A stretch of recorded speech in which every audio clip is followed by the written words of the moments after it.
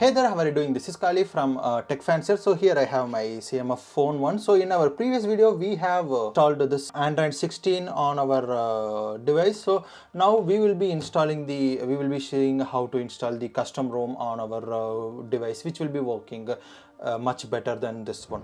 So here I have my I'm in the Telegram CMF Phone 1 update. So in here you see we have the latest April 13, which is almost a month old, PixelOS Android 15 based. So here you have all the things mentioned, and it includes G apps, and you have the download link, and you have the screenshot and everything. So if I open the installation, you have the extra post where you have explained with the how you can install the this custom ROM. The procedures are included. So I have already downloaded the required files.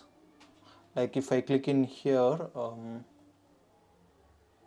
you have the download here. So inside here you have nearly some 1 2 3 4 5 6 7 files you have it. So all the 7 files I already have it in here, you can see. So first step is to download all the files whichever is required. You have the vendor boot and super empty and VB meta, and then init boot and boot file, and then you have the readme text file, and then you have the ROM itself. So here I have the readme or bootloop file. So this one also explain the steps like how to install the ROM.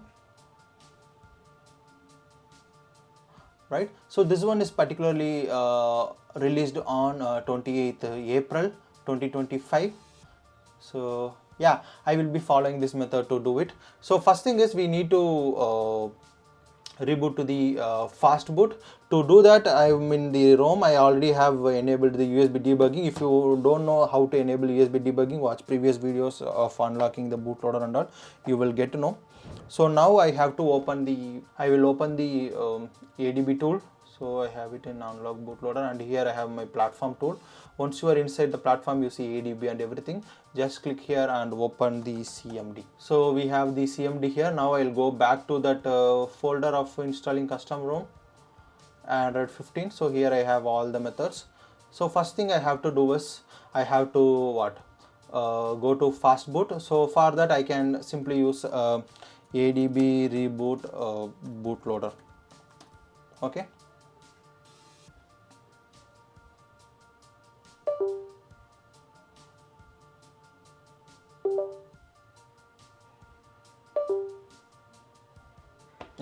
So now I am in the fast boot. In the bottom you can see it.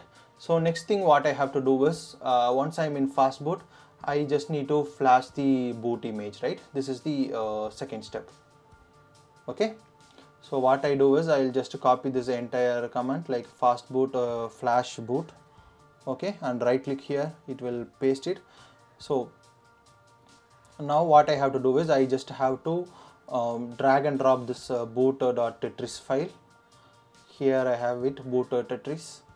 I will just drag and drop. Make sure you properly paste the things, because you will have a confusion like init boot is there, boot is there. So don't mistakenly drag anything. So just click enter. Now the boot will just get flashed. Okay. So next thing is you have this vendor boot. So I will just copy till this point and paste, and then in the space I will mention the vendor boot. So here we have the vendor boot. So I will just drag and drop it in here and click enter. Now the vendor boot is installed. What is the next step?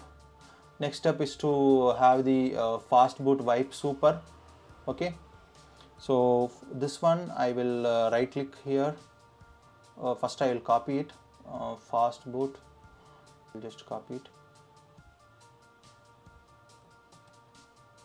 and then paste, and then I'll this one in the space. I will go to this empty super, right? Empty super. I will just do it. Okay, it is showing warning. It's not a big issue. Okay, so now I can do fast boot. This one it will format the user data. For that I'll do fastboot dash w.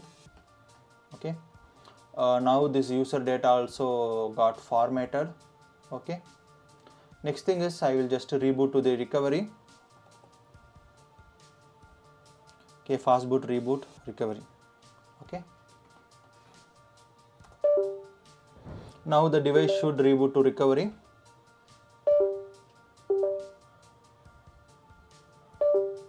Boot loop. So this is the critical boot loop which happened to me when I was first time installing it. This is really I just got afraid, like this won't even work. Like even now if I use volume up and power button or something, it doesn't even go to our fast boot mode or something. You can see here. So this kind of problem will definitely happen when you do it. Like I don't know whether I have downloaded it mistakenly. I make sure to download 2 times, but still this particular procedure have some missing steps mentioned in here or something. I don't know. So maybe it will work if you are coming from previous Pixel version, it may work, but this particular problem happened when I followed this step. So now what you should do?